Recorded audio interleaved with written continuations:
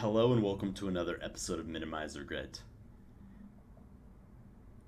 In this episode, I want to talk about something that's pretty straightforward, but I think is an important topic when it comes to regret because it has generated something that's been kind of the source of the most pride for me, but it's also a place where I feel regret.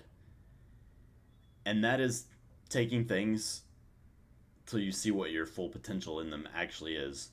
And my point, what I'm really trying to get across with this is like work hard enough at something for 2 to 5 years where you're very experienced so you can at least see what you think is possible for yourself. And the truth is, you have to put in the hard work in order to actually see if you have any proclivity or talent for a certain topic. And you may be very good at something that doesn't seem to come naturally at first.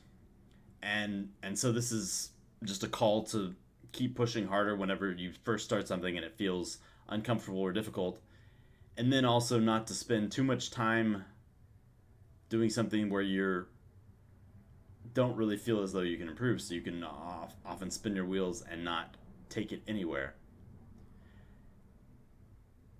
However, there will be the topic of, well, what if I want to do something just for fun or just to relax or just so and so, and I think that's totally fine as long as you kind of acknowledge that's what you're doing it for in your mind. But I do think you need at least one thing at all times of life, maybe not every single second of every single day, but that you're trying to test your potential for. And so one of my biggest regrets from my youth is I didn't take soccer more seriously. I was a pretty good athlete, definitely above average, and I liked soccer, but I never really, and I played it, and just to continue on, I played it for many years, but I never really honed my craft to see how possibly good could become, and that's because I didn't participate in deliberate practice.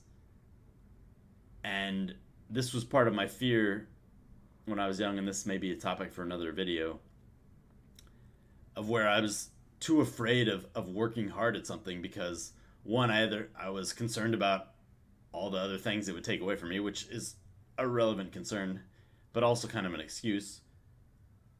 And secondly, I guess I was just afraid to fail. I was like, well, what if I put in all this work and I don't get the results that I think that I can achieve?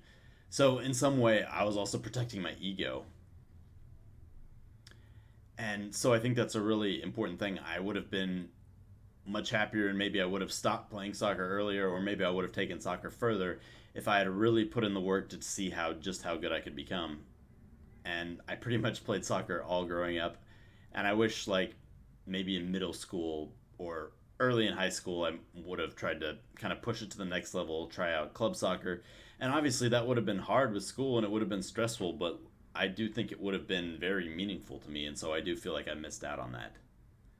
However, looking at another perspective from my life, I really do feel like I've been lifting 10 years, maybe not consistently, but I've reached a level of progress that I think I could make with 4 to 5 years of good training. And so that's obviously something that I spent a lot of time at and put a lot of effort in. And honestly, like I do feel I at least have a good enough gauge of what I could have possibly accomplished if I devoted my life to it. And so it's quite obvious to me that I'm never going to be a world record holder. And that's okay because I'm very proud of what I accomplished because I at least scraped the surface of what I think that what I'm capable of in lifting. And so now I think I'm thinking about moving on from lifting, and if I do, I can leave it behind with no regrets because I can truly say that I gave it a lot of effort and I'm proud of the results that I got. So yeah, just a little bit perspective on working hard enough at something to figure out how good you can actually be or what your potential is. And let me know what you guys think, and I'll talk to you in the next one. Peace.